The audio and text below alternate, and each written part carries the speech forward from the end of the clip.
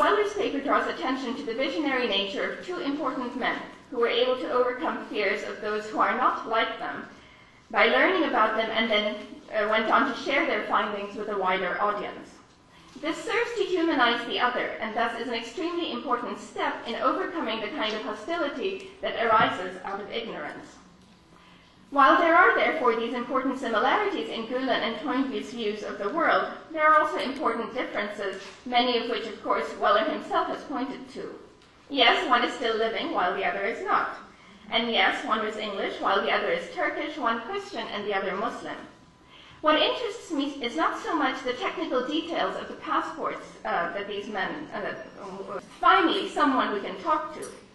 While on the one hand it is important to recognize the movement's accomplishments in this respect, I have to admit some discomfort over the term moderate as a rule, not simply in this context. And I'm uncomfortable because the implication of such language is that the 1.2 billion Muslims of the world must necessarily be divided into radical or moderate, with accompanying assumptions about what a radical or moderate Muslim looks like or thinks about a variety of issues such as Islam, US foreign policy, Israel, or women's rights. Just as there has been a tendency to demonize the figure of the Islamist terrorist and bestow upon him all the qualities and character traits we would not associate with ourselves, so has there been an assumption that the moderate Muslim is someone who is, or is at least poised to become, more or less how we imagine ourselves to be. Yet, we never talk about moderate Jews or moderate Christians. Is it because we recognize that their lives and identities are far more complex than such labels would suggest?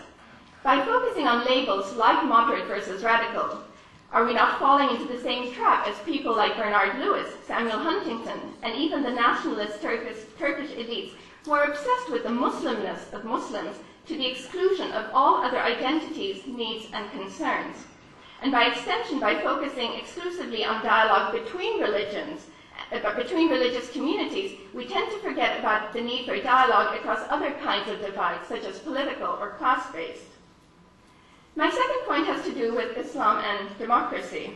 I realize there is an entire panel on this tomorrow, but it's hard to separate these various strands, so I'll still talk about them. Recent scholarship in history has shown that we can now safely move beyond the basic question of whether Islam is compatible with procedural democracy, elections, ballots, etc. After all, several Islamist parties in different parts of the world have successfully contested successive democratic elections. A better test of a movement's commitment to democracy is its commitment to the equality of all citizens, Muslim and non-Muslim, but also men and women. While the Gülen movement has been widely acclaimed for its commendable commitment to interfaith dialogue, for the Gülen movement, as for almost all other religion-based movements, gender relations remain the final bastion of resistance, like no single other issue. I suspect that part of the Gülen movement's complacency arises precisely because of the Turkish context, where laws were enacted several decades ago on issues like polygamy, issues that are still at the forefront of legal reform movements in other parts of the Muslim world. So that's something that's been dealt with. We don't need to worry about that. The question then arises, to what extent can the Gülen experience be relevant for other Muslim countries? Can any movement be deemed truly and fully progressive until it gets beyond a position of separate but equal on gender issues? This takes me to my third and final general point, and that has to do with the opportunities available under this current era of globalization. All the papers, at least in this session, were generally, shall I say, westward looking, with some passing mention of Gülen activities in Central Asia, Indonesia, and Kenya. The papers were primarily concerned with the reception of Gülen in the West and the compatibility of his ideas with Western notions. If we recognize that one of the striking aspects of globalization today is the unprecedented speed of communication and a rapidly shrinking world, surely there can also be interactions between the Gülen movement and the vast rest of the world, especially the Muslim world.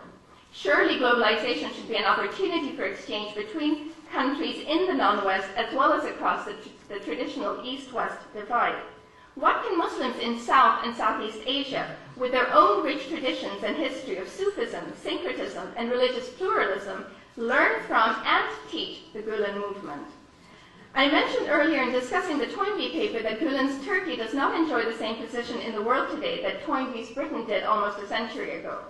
At the same time, it is likely that Europeans and Americans are open to these Turkish movements precisely because they perceive Turks to be a little more Western, if not fully, a little more like themselves. Might that not explain why we have heard so much more about this particular movement and not other similar trends that may exist in other, far less European parts of the Muslim world?